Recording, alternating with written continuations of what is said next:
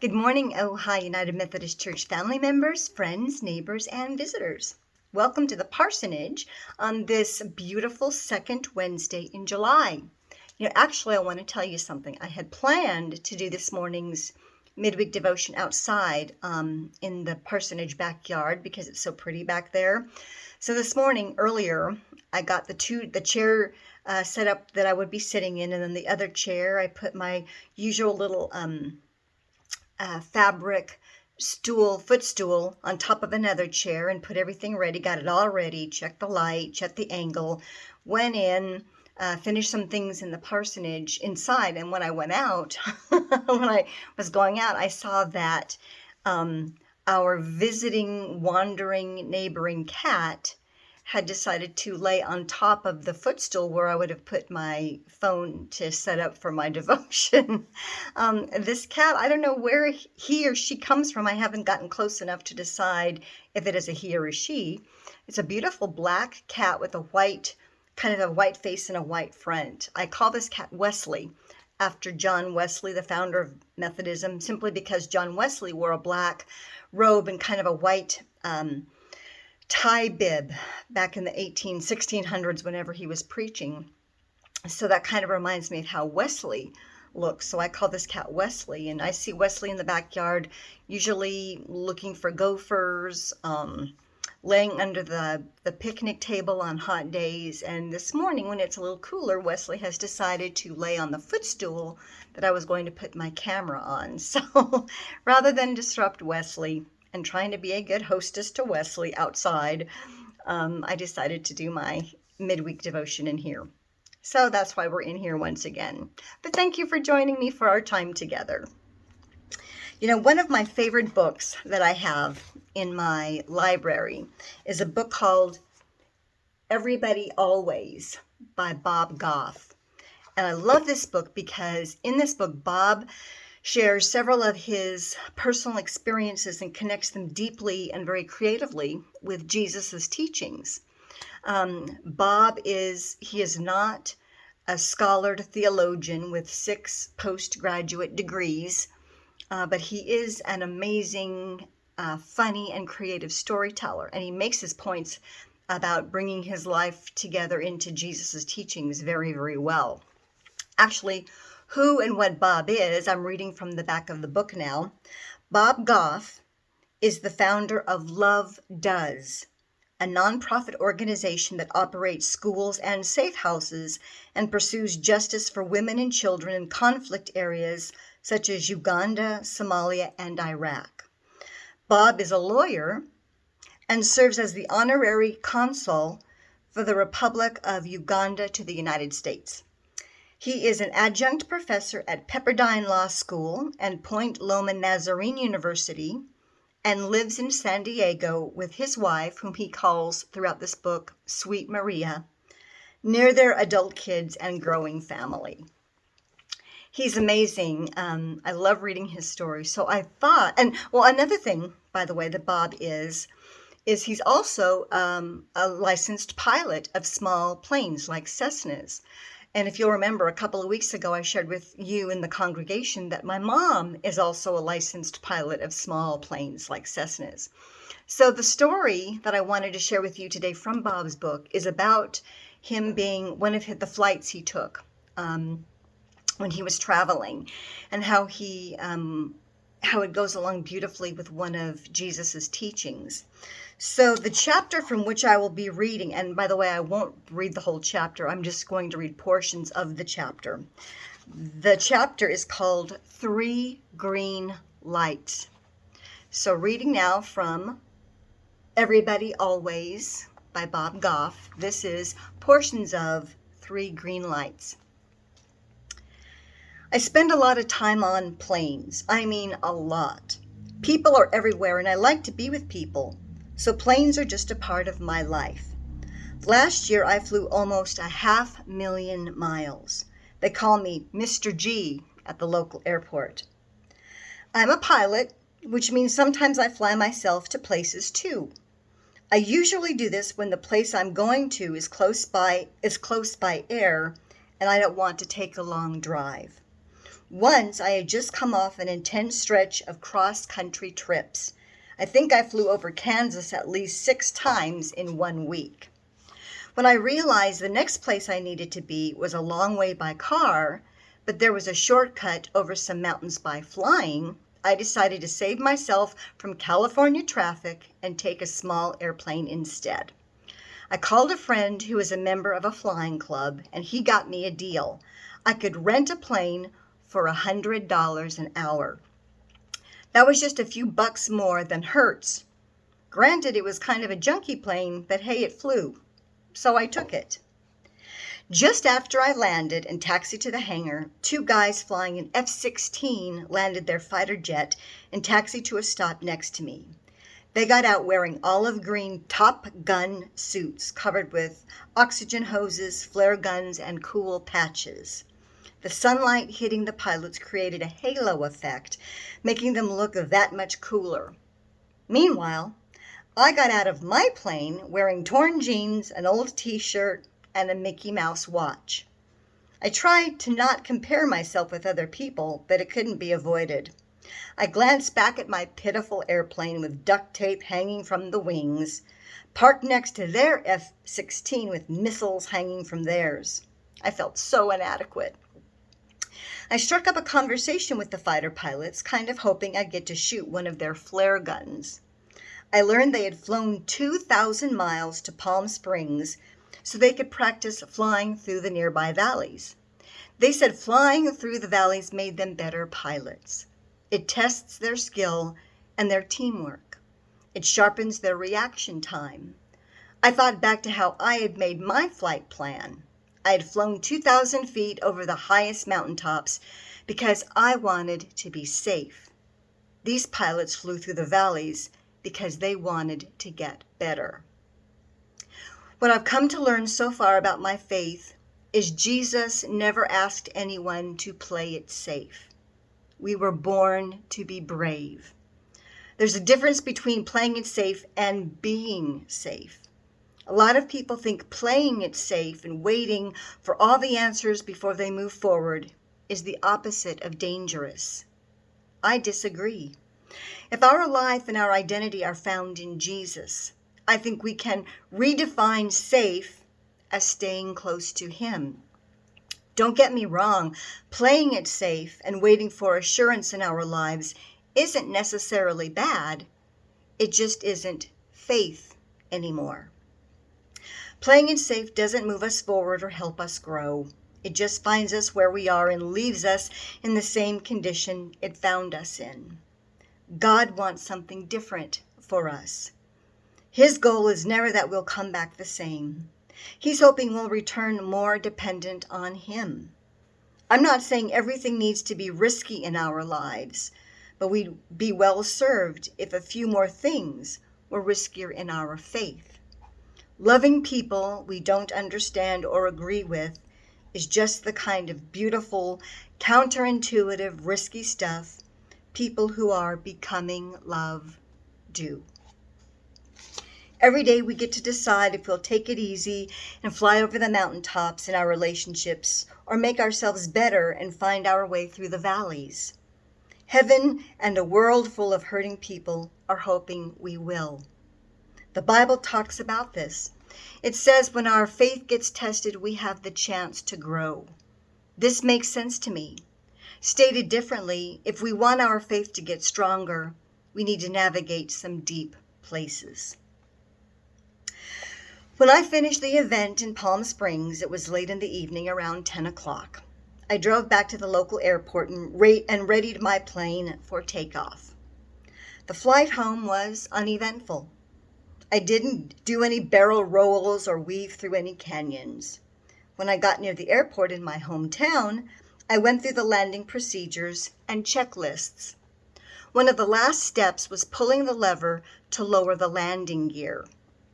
There are green lights on the control panel to let the pilot know each wheel is completely down, locked, and ready to hit the runway. When you see 3 green lights on the panel, you're ready to land. I pulled the lever and could hear the wheels rotating into position. Then something happened I wasn't counting on. I only got 2 green lights, one for each of the 2 back wheels. There was no green light for the nose gear. I wasn't tired anymore. I called the control tower, trying to play it cool. "Tower, I don't think I have a nose wheel." "This is the tower. Copy. Please fly by the tower. I'll try to get a visual on your landing gear." I adjusted my flight path to buzz the tower. I felt like Tom Cruise in Top Gun, except it was dark and no one could see me. When I had flown past the tower, the controller called back over the radio. "This is the tower. It's too dark. I can't tell if the gear's down." Wait, what? That's it? That's all he had to say? I wanted to yell back over the radio, "What do you mean you can't tell? You're the guy in the control tower. You're supposed to know stuff."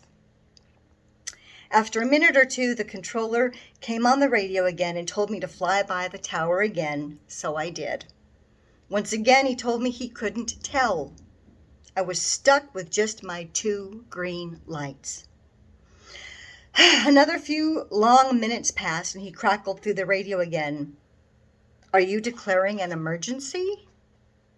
My mind was working furiously to figure out how I could get out of this. None of the options I could think of sounded very attractive. If I landed the plane without nose gear, it wouldn't end well. If I stayed in the air, I'd run out of fuel, and it would probably end worse.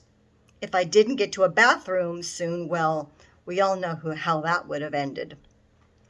We've all had circumstances like this in our lives. We bank on one thing happening and it doesn't. A job, a date, a bonus, an answer, a verdict. We're all waiting for more information, more confirmation, more certainty at some point. Sometimes anything more will do. We want clarity and instead we get confusion. We want answers and we just get more questions. We make terrific plans and then something unexpected comes up and they end up in a pile on the floor like dirty laundry. Perhaps we were hoping a door would open or another one would close. We're hoping something we desperately need to end would be over, or something else we want to start would begin. All the signs pointed in one direction. Then in an instant, something went wrong. The flight plan we laid for ourselves took us high over the mountaintops, but the one we actually got flung us deep into the valleys. In short, most of us want more green lights than we have. It's easy to forget that our faith, life, and experiences are all the green lights we need. What we need to do is stop circling the field and get the plane on the ground. God doesn't allow these kinds of things to happen to mess up our heads. He uses these circumstances to shape our hearts. He knows difficulties and hardship and ambiguity are what cause us to grow because we are reminded of our absolute dependence upon God. God's plans are ruined just because our plans need to change. What if we found out God's big plan for our lives is that we wouldn't spend so much of our time trying to figure out a big plan for our lives? Perhaps God just wants us to love God and love each other. Our ability to change is often blocked by our plans. Some people look for shooting stars or ladybugs landing on their noses as answers from God. Sure, God could communicate to us this way, but honestly, while these kinds of things have happened to me, they've never really felt like answers. They've just really felt like reminders. I don't think God uses card tricks to get our attention. Rather, he gives us hopes and dreams and desires. He gives us tenacity and resilience and courage. He's made us good at some things and horrible at others. He brings joyful, beautiful, fun people into our lives, and a few difficult ones too. Sometimes he changes the trajectory of our plans by taking away what we've comfortably known and letting us fly through valleys that are deeper and narrower than anything we've been through before. Don't ignore the green lights you already have. What delights you? What fires your imagination? What fills you with a deep sense of meaning and purpose? What draws you closer to God? What is going to last in your life and in the lives of others? Do those things. They are your green lights. Most of us already have more lights than we need. Don't wait to join a movement. A movement is just a bunch of people making moves. Be a movement. Figure out what your next move is going to be and then make it. No one is remembered for what they only planned to do. I only got 2 green lights in the airplane when I wanted 3. You may want 10 green lights before you do the risky thing God has for you to do, but you only have 8. I once heard a friend say, all opportunities come with expiration dates. If you don't grasp the opportunity in front of you, it's likely to go away at some point. Here's the deal. All those deep urgings you feel to step toward the beautiful, courageous thing you're afraid to do, you probably won't always have the chance. Now is the time. Your life, your experiences, and your faith are your green lights. Make your move. I didn't know if the wheels on the plane would work, but I knew God was with me as I fretted about my landing gear. The tower had pretty much gone silent on me. It made sense. We'd said just about all we had to say, and words can't turn into wheels. It's in those times where it feels like everything has been said that I seem to sense God's presence more clearly. I don't know what the guy in the tower was doing while I was sweating bullets and waiting either to explode or screech down the runway, a flurry of sparks and screams. I know what God was doing, though. He was with me. I finished my approach and passed the first white lines on the landing strip. It was time for me to prepare for touchdown. I brought the plane down as slowly as I could with the nose of the plane as high as possible. I closed my eyes briefly and exhaled. It was time to see what would happen. The plane floated closer to the ground and the rear wheels touched down. As the nose of the plane came down, I found myself counting down. 3, 2, 1. When I reached 0, there would either be a lot of propellers hitting a lot of concrete or a small bounce indicating the front wheel was down and locked. Either way, I was a bystander at this point. I reached 0 in my mental countdown. There was a bounce. The front wheel was there. I started whooping and hollering and laughing. Get this, it turned out that what had me all twisted while I was in the air was a burned out 5-cent light bulb. I spent far too much time circling the field that night because I didn't get all the green lights I wanted. I think a lot of us do the same thing with much of our lives too. Don't let a nickel light bulb keep you from fulfilling your purpose. God isn't surprised we want more confirmation. He just hopes we won't get stuck waiting for it. The difference between the number of green lights we want and the number of green lights we get from God is a pretty good description of what faith is. Faith isn't knowing what we can't see. It's landing the plane anyway, rather than just circling the field. My friends, get the plane on the ground. We know what it is to live by faith. In our Bible, we have several verses that talk about that. Deuteronomy chapter 31, verse 6 says, "Be strong and bold, have no fear or dread, because it is the Lord your God who goes with you. He will not fail you or forsake you." The Apostle Paul's letter to the Philippians chapter 4, verse 13, "I can do all things through him who strengthens me." And 2 Corinthians chapter 5, verses 6 and 7 remind us, "So we are always confident, even though we know that while we are at home in the body, we are away from the Lord. For we walk by faith and not by sight." My friends, the invitation this week is to check your green lights. You want 10, you only have 8, land the plane.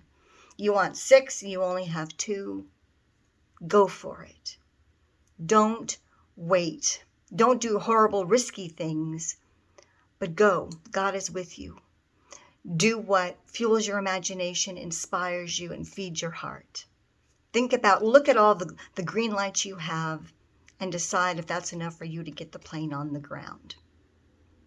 Just some food for thought this morning. Thank you for joining me. I look forward to seeing all of you in our hybrid worship service, which is both online and in person, Sunday mornings at 10 a.m. And I look forward to seeing you back here at the parsonage, hopefully outside if Wesley will let us go out there next week for our next midweek devotion. Have a glorious week, my friends. God be with you. Until next week. Bye-bye.